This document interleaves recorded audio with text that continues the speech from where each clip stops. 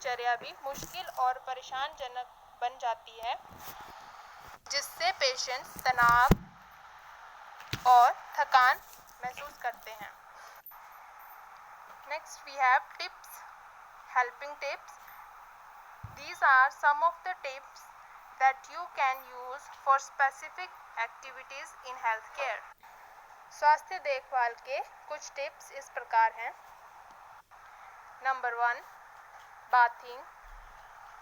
Under this, patients often misjudge the temperature of the water and may end up bathing with hot and very cold water if not helped. रोगी को पानी के तापमान का सही अनुमान नहीं लग पाता है यदि केयर गिवर पेशेंट की हेल्प नहीं करता है, तो इससे या तो रोगी ज़्यादा गर्म पानी या ज़्यादा ठंडे पानी से भी नहा सकता है। A bathroom can be very unsafe for a patient if left alone, so stay with the patient. Patient के लिए बाथरूम सबसे असुरक्षित माना जाता है यदि वह अकेला बाथरूम में हो, तो इसीलिए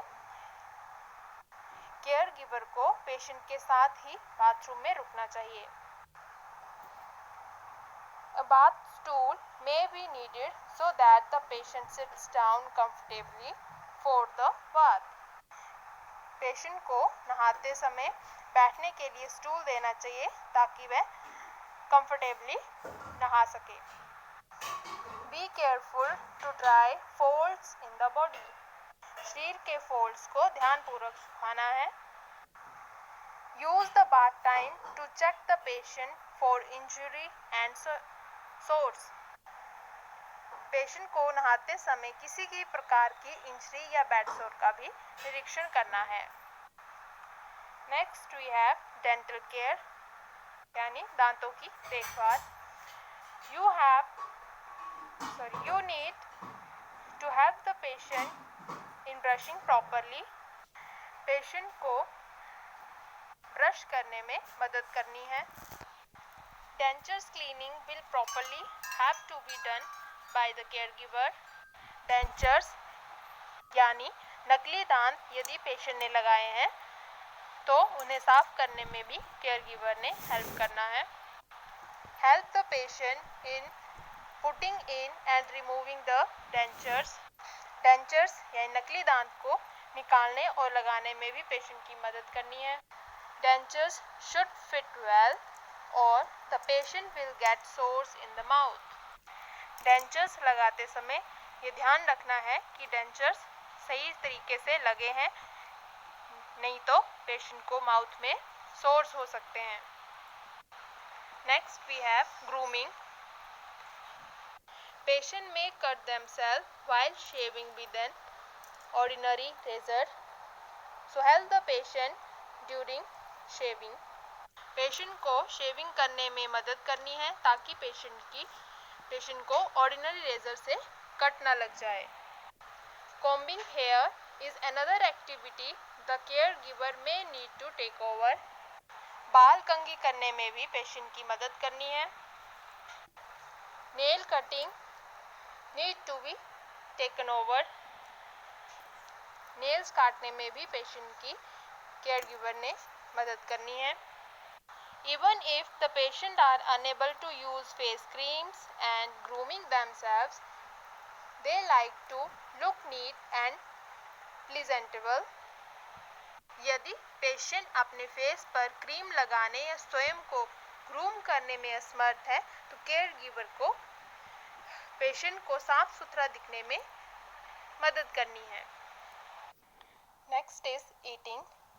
The patient may forget to eat if family members have gone out and left the food on the table for them. Someone may need to ensure that patients eat. Patient यदि खाना खाना भूल जाता है और यदि उसके फैमिली मेंबर भी खाना टेबल पर रखकर चले जाते हैं, तो जो केयर गिवर है उसने ये ध्यान रखना है कि पेशेंट ने खाना खाया या नहीं। यदि नहीं खाया है तो उसकी खाना खाने में मदद करनी है। The patients who used to use a spoon may switch to eating with hands. They may have problems handling large pieces and food may need to cut down in smaller size they can handle. जो patient पहले चम्मच से खाना खाते थे, अब उन्हें हाथ से खाना खाने के लिए कहना है, क्योंकि वह खाने के बड़े टुकड़ों को पकड़ने में असमर्थ हो सकते हैं। ऐसे पेशेंट्स को खाने के छोटे छोटे टुकड़े कर कर देने चाहिए ताकि वे आसानी से खाना खा सकें।